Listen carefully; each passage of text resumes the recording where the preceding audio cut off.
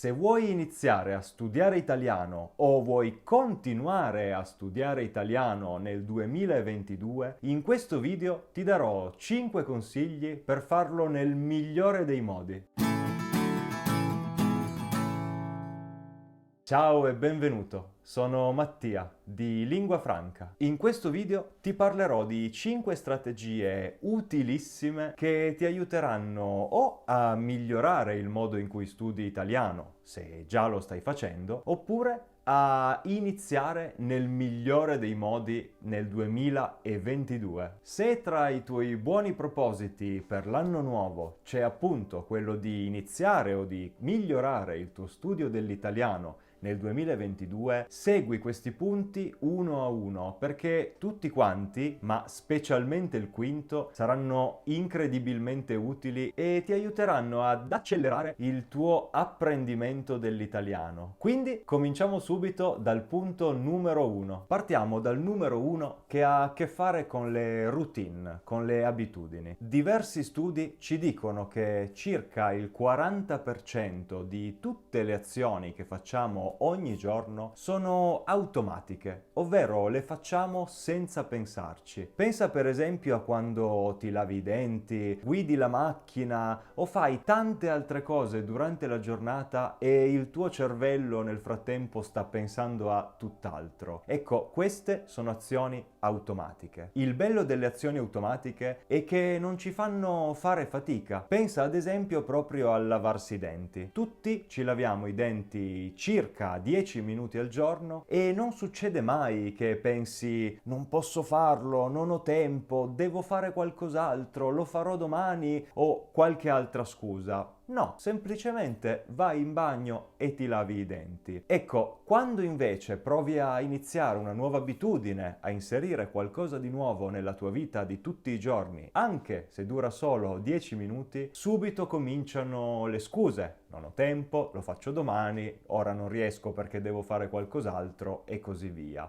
Ma questa è la dimostrazione che non è un problema di tempo, è un problema di energie e risorse mentali. Quindi è importantissimo che tu faccia diventare l'italiano una routine, un'abitudine, in maniera che tu possa ascoltare, leggere e studiare l'italiano tutti i giorni senza fare la minima fatica. Ma come si fa questa cosa? Beh, intanto devi cominciare a usare l'italiano tutti i giorni. Solo che se cerchi di iniziare a farlo mezz'ora al giorno, un'ora al giorno, non ci riuscirai quasi sicuramente. Il mio consiglio invece è di cominciare dal piccolissimo. Come primo obiettivo cerca di usare l'italiano, che sia per leggerlo, per studiarlo, per parlarlo, qualsiasi cosa, 1 minuto al giorno. Certo, non sarà quel minuto che ti permetterà di imparare l'italiano, ma se riesci a usare l'italiano almeno 1 minuto al giorno per un mese, circa, poi sarà molto più facile passare a 2, 3, 4, 5 minuti e così via, fino a raggiungere un tempo sufficiente, che potrebbe essere una media di circa 20 minuti al giorno. E parlando di tempo, sicuramente è vero che tutti abbiamo tantissimi impegni quotidiani ed è difficilissimo trovare il tempo per aggiungere anche lo studio di una lingua tutti i giorni. E proprio questo ci porta al secondo punto, che sfrutta i tempi morti. Naturalmente questo non significa che devi studiare l'italiano in ogni singolo minuto in cui non hai qualcos'altro da fare. Però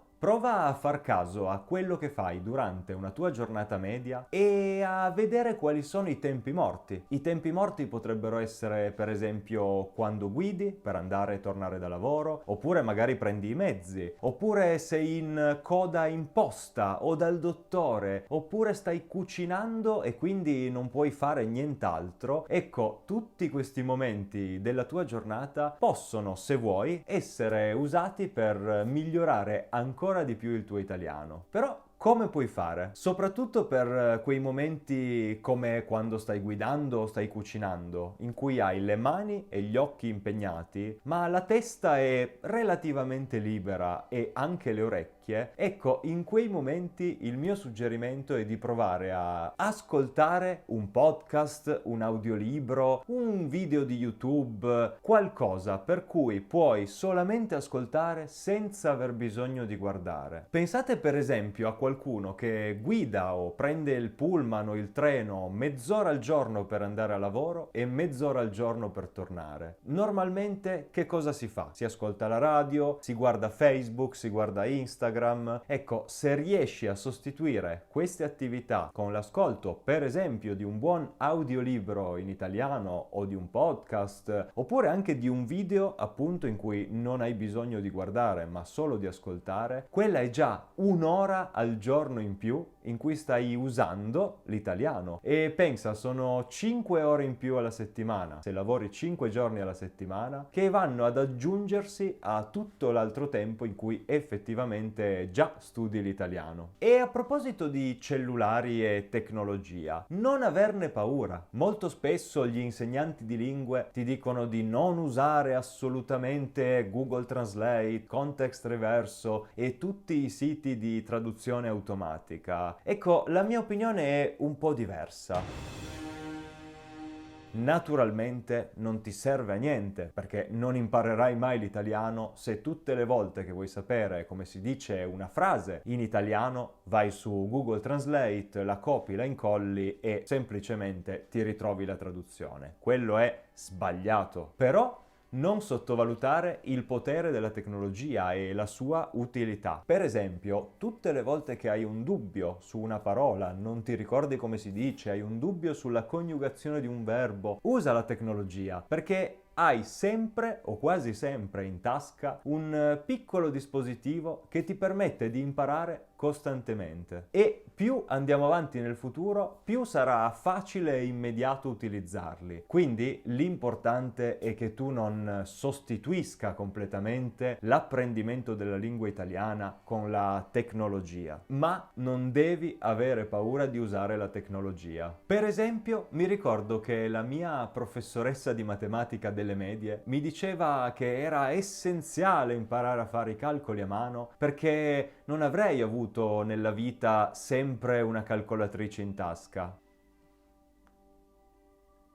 Questa naturalmente è una battuta, è importante imparare a fare i calcoli a mano, così come è importante imparare l'italiano o la lingua che stai studiando senza il supporto della tecnologia costantemente. Però quando hai dei dubbi, usala senza avere paura. E a proposito di tecnologia, sicuramente stai guardando questo video su un cellulare o su un computer e sì, ci troviamo su YouTube. Se ancora non sei iscritto a Lingua Franca, questo canale, non ti dirò di iscriverti. Non te lo dirò perché non posso essere io a dirti perché iscriverti, ma quello che vorrei chiedere a chi invece è già iscritto tra di voi è dire qua sotto in un commento perché siete contenti di essere iscritti a Lingua Franca. Così voi che non siete ancora iscritti potete andare qui sotto e leggere se ne vale la pena. Io non c'entro niente. Fate voi nei commenti, io me ne lavo le mani. Fate voi. Ma proseguiamo con il nostro quarto punto, che è relativo al materiale. Il materiale didattico, ovvero quello che trovi nei libri di testo che ti insegnano l'italiano o sui siti apposta per imparare l'italiano, normalmente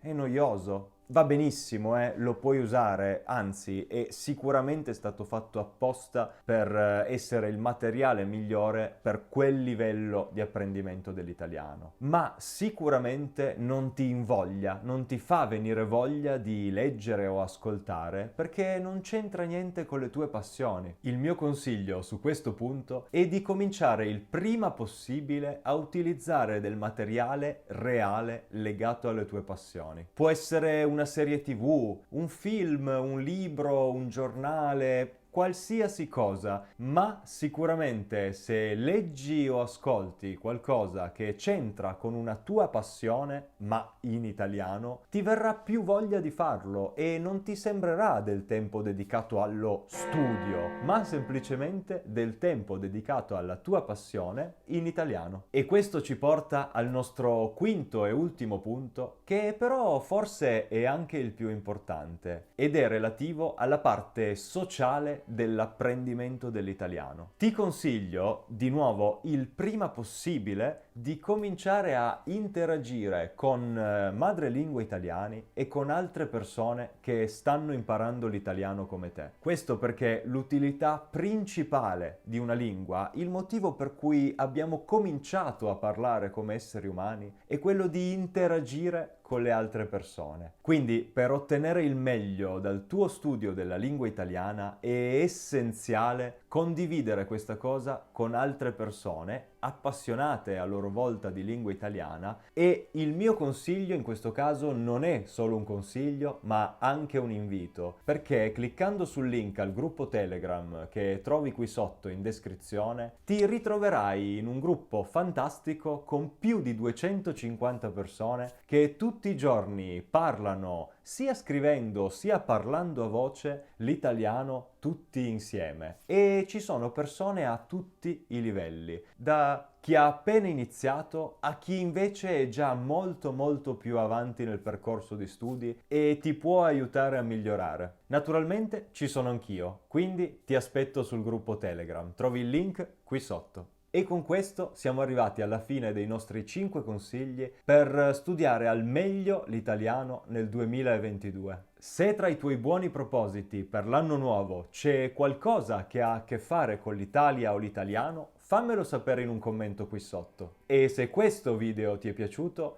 un like sarebbe un ottimo proposito per l'anno nuovo, ma è meglio se lo clicchi adesso, che non si sa mai. Se non vuoi aspettare l'anno nuovo per cominciare o continuare a migliorare il tuo italiano, qui trovi tanti video utili che ti aiuteranno a migliorare il tuo italiano, e qui tanti esercizi che puoi fare immediatamente. Per oggi è tutto, ci vediamo nel prossimo video. Buon italiano a tutti!